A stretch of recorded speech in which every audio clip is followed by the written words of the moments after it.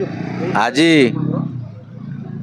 सारा भारतवर्ष रे समस्त केंद्रीय श्रमिक संगठन जो केंद्र सरकार जनमारण नीति विरुद्ध रे जो आंदोलन डाकरा देइचंती 12 घंटिया बंद को आम एठिकार बंद अंचल प्राय अधिकांश श्रमिक संगठन भारतीय कम्युनिस्ट पार्टी मार्क्सवादी कम्युनिस्ट पार्टी छात्र युवक तथा कांग्रेस और बीजेडी पूर्ण समर्थन रे ए आंदोलन चालू अछि।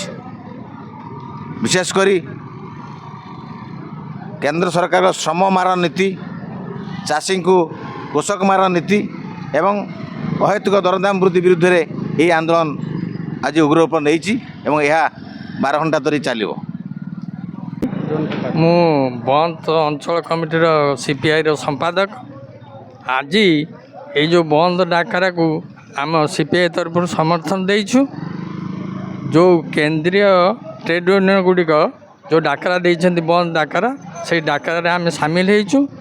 जो दाबी उपरे जो डाकरा विशेष करिकी श्रम आईन की बातिल करवा आउ चाषी मानकर जो चाषी मारण नीति जो टोकन नहीं टोकन कटिया को बसलानी धान मंडी उठी पारु नहीं या व्यतीत जो स्मार्ट मीटर जो बसैया योजना कर जोर जबरदस्त कर विरुद्ध रे एठी जो डाकरा दिखाई से डाकरा आम सब सामिल होइछु।